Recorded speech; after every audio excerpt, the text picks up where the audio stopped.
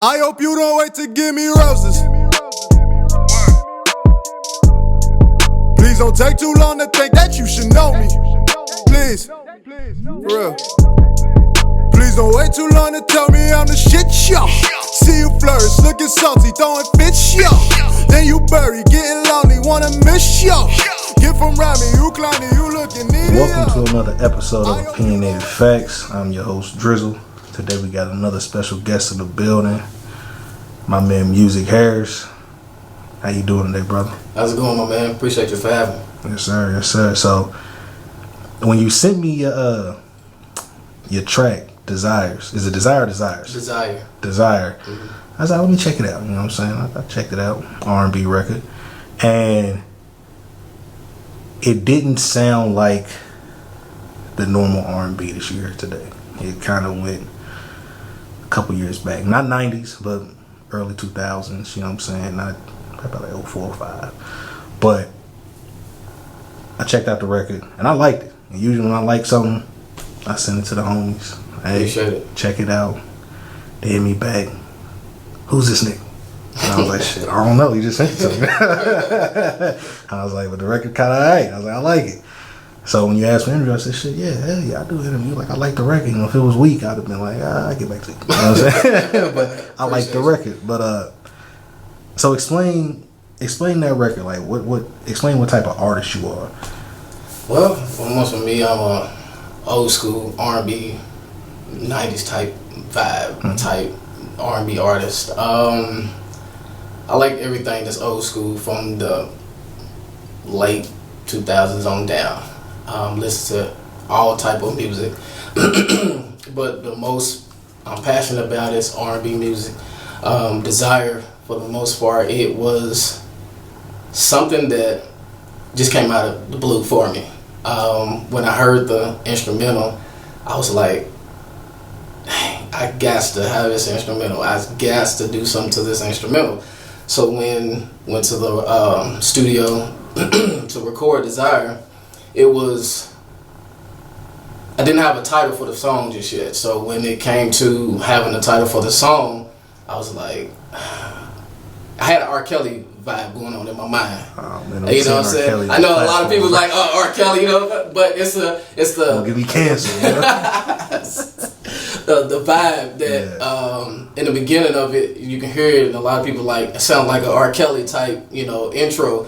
So that's what came to my mind when I first heard the instrumental. So that right there, it gave me the idea was like, I want to do something sexy for the ladies. Let's make something for Desire. So I was like, well, shoot, can't hurt. How about I go for it? So for the most part with Desire, I reached out to a young lady to help write this song. She did an awesome job. As you can see, the lyrics are nice. It sat out good. At first, I was on the fence about it. I didn't think it was gonna be as nice and be as good as it is. But she was like, "Just trust me on it. It's gonna go hard. You're gonna like it." So I did. So here we are with it. Now, does she also make music, or you just? Yeah, she's got a. She lives in Texas. Okay. She has a record label. I'm sorry, in Texas. I cannot remember the name of the record label. Right. Her name is Carissa. So when I found her on a site that was it's called Fiverr.com. Yeah. I found her. I seen her up on there, so therefore I wrote her. We had a good conversation. I liked the vibe that she gave. She gave me her number. She was like, hey, talk to me off of here. We talk on the phone. So we had a good conversation. So she was like, you know, I can work with this. I can do something with this. It was like, just trust me and give me some time. So I did that. I put it in my hands, and here it is. Okay. Now it's dope that you reached out to somebody for assistance with, you know, writing the song. A lot of people, they'll sit there with a record and they'll just sit on it. Because they can't get past writer's block or, you know, creativity block, and they'll just sit. Right. And they'll get to the point where it gets past that. They're like, I've been sitting on this for 2-3 months. I'm not even going to do it anymore. That was my issue. I had writer's block with it. And I was like, I got all the concepts and the ideas how I want the song to go, how I want it to sound, well, what I want in the song, but how do I lay it out into something nice? So that's what I did. I reached out. I'm not, too shy to ask for assistance on something. Okay. Now, with this being your first record, like, did you just start making music, or have you been making music in the past and you coming back? Professionally, this is my first. Okay. In general, I grew up in the church, singing gospel music in Glasgow, Kentucky. My grandparents, they owned the church in Glasgow, Kentucky. So as a child, I grew up singing in the church at the kids choir, playing the drums and different things in that manner. So with that, professionally, yes, but in general, grew up all my life singing. I love it with a passion. My mom told me when I was younger, boy, you can't read. Don't sing those songs. You can learn these songs, but you can't read. You can't count, but you can sing these songs. You know these songs by heart. Apply your school learning into your music. Yeah. So I got with it, and I did it. So therefore, like I said, I just continued to sing, and came and left. But like I said, for the most part, it was all just church music. And my grandfather turned me on to funk and 80s music and different things in that old school genre. So, and I just followed along with my grandfather with it. Okay. So, are you gonna stay R&B, or are you gonna kind of be more gospel? Like, what kind of artist are you looking to be? I want to stay. Well, I am gonna stay R&B. My mother, she wants me to do gospel music, but I don't have a problem with doing gospel music. Like I said, I was raised up doing gospel music, so therefore, my strong suit, that's where I want to stay, is R&B music. Like I said, don't have no problem with it.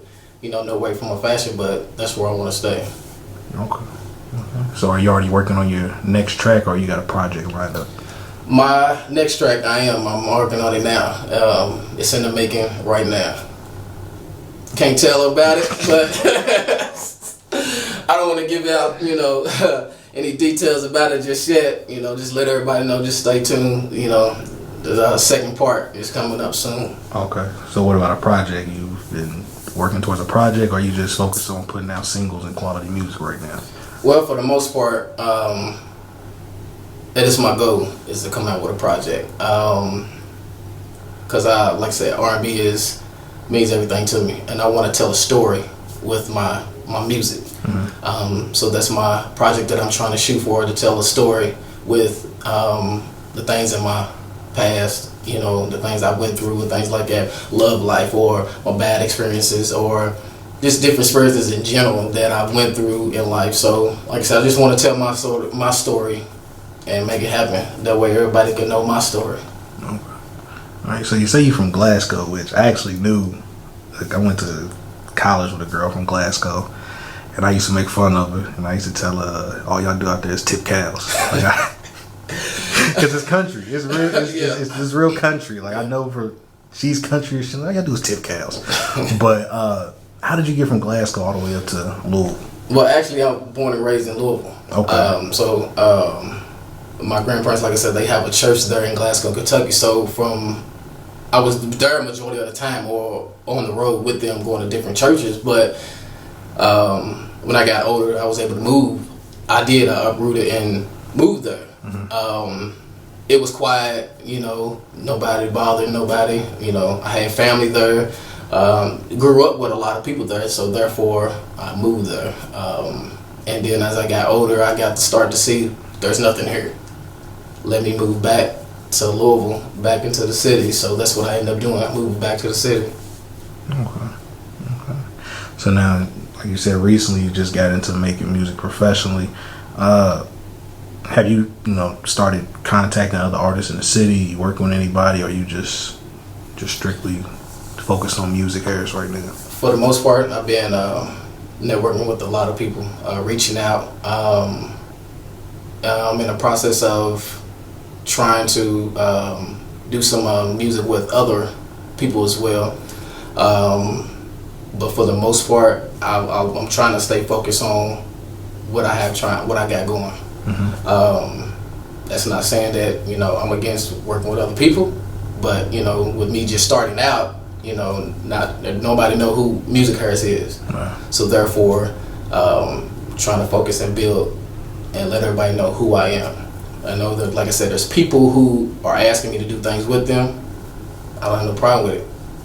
When they're ready, they come to me. Like I said, I've been trying to reach out to people, to network with different people, to ask questions or different things like that in that manner. So I'm networking every day, all day. So from sun up to sundown, trying to reach out to people. Okay. Now you brought up earlier. You brought up your grandfather introducing you to funk. You brought up you had a little R. Kelly vibe. So like, who are some of your other influences in your music? You would say. I would say honestly, Earth, Wind and Fire, the group Levert, the Isley Brothers. Taking it back. Right. So this it's it. It's like it's all over majority I listen to. Group called New Birth. Let's see. Like I said, like you mentioned, R. Kelly. I like a lot of his old stuff from the '90s. Yeah. It was real good. I like. Let's see, Tank. I like to listen to. I like to listen to Jamie Foxx. I like to listen to a lot of his music. He's a talented, brother. Yeah, so, also, you got Uncle Sam, Boys to Men, just different things in that in that manner. A lot of groups like New Edition, Mint Condition. Basically, like I said, just a lot of mix. I don't have a favorite. Mm-hmm. I just like to listen to a lot of different things because I try to keep them having favorites because I like a lot. So there is no favorites really with me when it comes to the different genre of music that I like to listen to. Okay. Yeah, no, I can see, well, some of the people's like Uncle Sam, I don't know what it is. But You don't know who Uncle Sam is? Man, I don't. I'm gonna be honest, I don't. But I know Mint Condition, Okay. New Edition. I know everybody else you name, I know about that.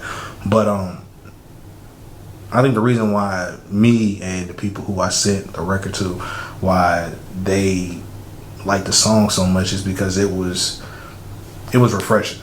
Right. You listen to, and I love R&B. Like I'll work out to some R&B type shit, whatever. But you listen to what is considered R&B in 2020, Right. and a couple years ago, where like transition, it's not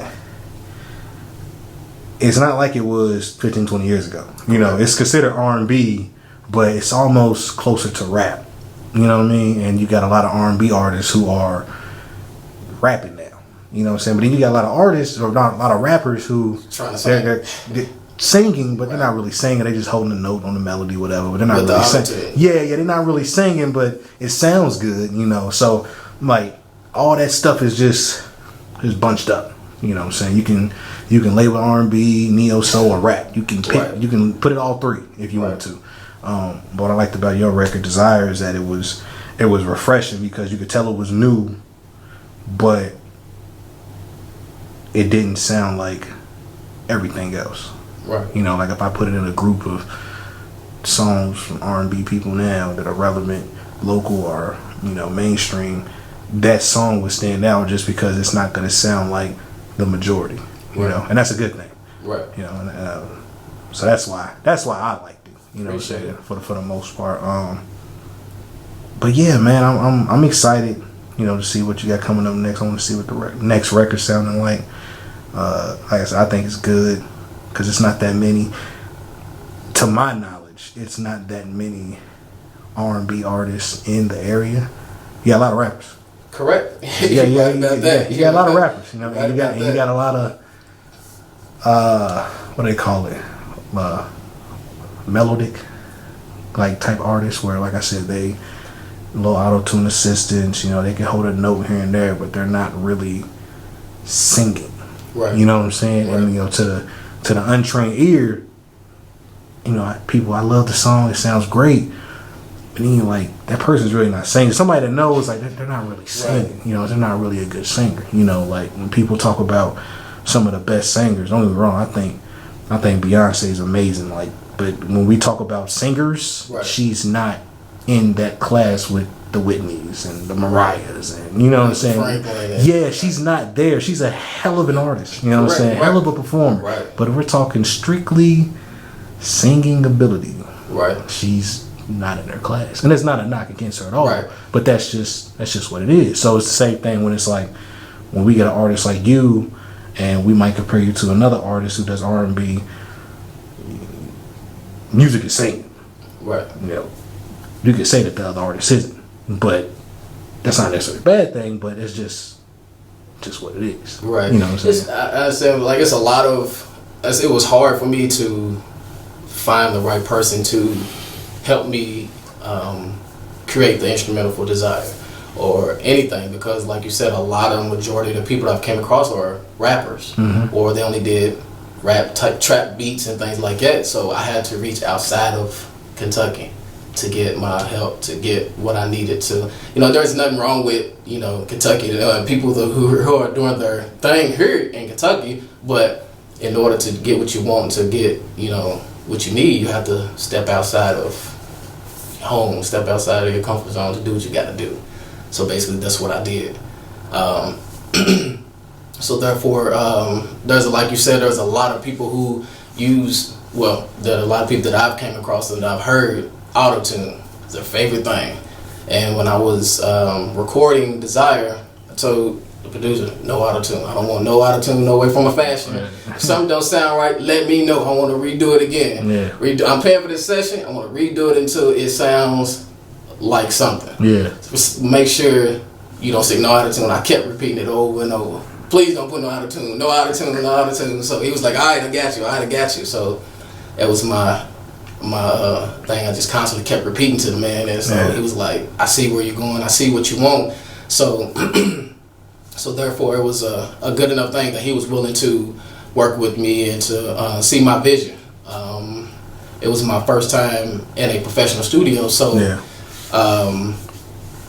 having a person who understood and was willing to work with me and give me what I wanted was a good thing. You know, like I said, a lot of people out here, they may call themselves singers or R&B singers, but I'm not knocking nobody no way from a fashion. But like I said, I don't want to use auto-tune. I'm not going to use auto-tune, so I'm going to do what I got to do to make sure I stand out from everybody else. Make sure that, he's different. Let's see what he got to say. Let's hear what he's got to say.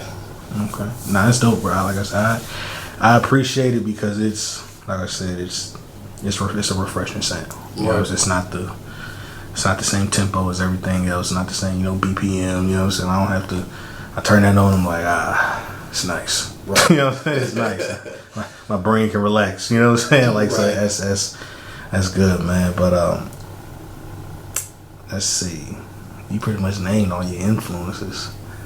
So it's another thing. It's with doing this Desire, I've got a lot of good positive feedback from a lot of people. I did a music review a couple of weeks ago. My first time doing a music review, it's my first single, so I submitted it.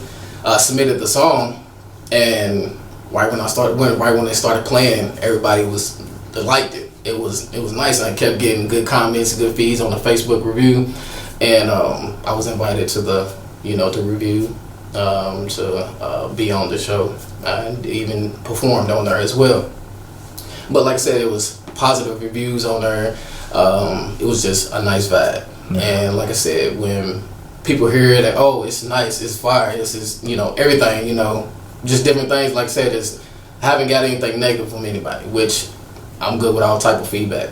I'm not, a person who can't take criticism, but because I can. Because I want everybody to be honest with me. If something doesn't feel right or sound right, please, by all means, tell me so I can fix it, so I can make it better. That's what I want to do, is become the best and become better. But I had someone write me on Snapchat. I don't know who this person was, but she seen the review, and it was crazy. It shocked me. So she was like, I seen your review. I liked it and your performance. I was like, I appreciate it. At first, I was like, I don't know what you're talking about at first. And then it dawned on me. Forget. And then she was like, your song was really good. I like it. I was like, appreciate it. She was like, I found your song on Spotify, and I just put it on repeat. I said, I appreciate it. Tell your friends, family, and everybody, keep it in rotation. She was like, I will. She was like, can I be honest with you? I was like, yeah.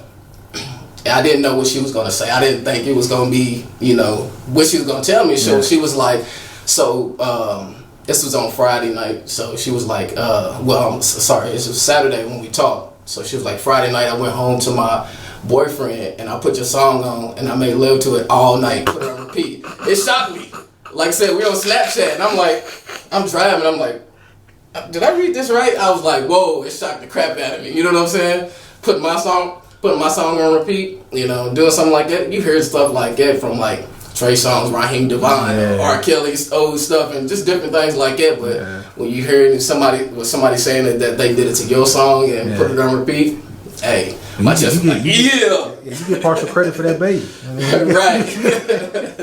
But yeah, that's what I told her. I was like, appreciate it. That's what I want, you know, to be babies made off my music. You know, I've had people, well, a person in my the job that I work for, they guy listened to it. He was like, man, you should have warned me that your song was gonna be like this, the type of R&B. He was like, me and my old lady, we listened to it, and we almost made a baby last night. And I'm like, hold on, you ain't never spoke to me, nothing like that, nothing like ever at all. We almost made a baby, and I was like, I appreciate it. He was like, it's real good, I like it. And I was like, thank you. So, like I said, the feedback, the people telling me and things like that, it really touches my heart. You know, and I'm glad that a lot of people can vibe with it and grow with it, and some put them in the mood. Like I said, because that's where I want to go. I want to put them in the mood, you know. When they're not in the mood, put that song on, it'll put them right there in the mood. Even when they're drinking, smoking, whatever it may be. Put that song on, I want them to be able to get in that mood. Okay. No, that's dope. I mean, hey, you're going to have partial credit for a lot of babies. So you got to be responsible for that. But nah, man, that's dope, man. You got any shout outs? I want to give a shout out to my family, my friends. I apologize. Let me take that back. I want to give a shout out to God. If it wasn't for him, I wouldn't be able to do this. My family, my friends, everybody who's there by my side through this, everybody who's giving me positive comments or positive reviews, and even if there's some small things that may have been negative, I want to give a shout out to my man Vine for helping me with all the small things that I needed help with. He's came through 100% on everything I may have needed from him. For the most part, if anybody that I forgot, I apologize. Don't count it to my heart, count it to my mind, and forgetting things, and that's about it. Alright, well shit, bro. Like I said, I appreciate you for pulling up. Thank you for inviting me. I appreciate you for reaching out. Thank you for responding. You know what I'm saying? I appreciate the record. Like I said, it's very, very refreshing. Dope. I'm interested in, I don't want to say I'm too excited, but I'm anticipating. Right. Other great quality music from you. Like I said, Desire was definitely dope. I put a couple people on. As soon as you sent it to me, I checked it out. Appreciate it. You know, sent it to the group chat. Niggas was asking who you are and all type of shit. I was like, appreciate it. You know, just new nigga on the block. right. But like I said, man, I appreciate you for pulling up, and shit, we out. And one more thing, if you don't mind, if everybody listening to this, watching, go ahead and get that Musick Harris, aka Mr. Desire. Every platform out there, get that single, Desire. Guarantee you're gonna like it. Tell your family, friends, tell their family and friends, spread the word. Please help me get that out there. Tell somebody who knows somebody. Appreciate you. On all DSPs. Correct. Appreciate that. Yeah.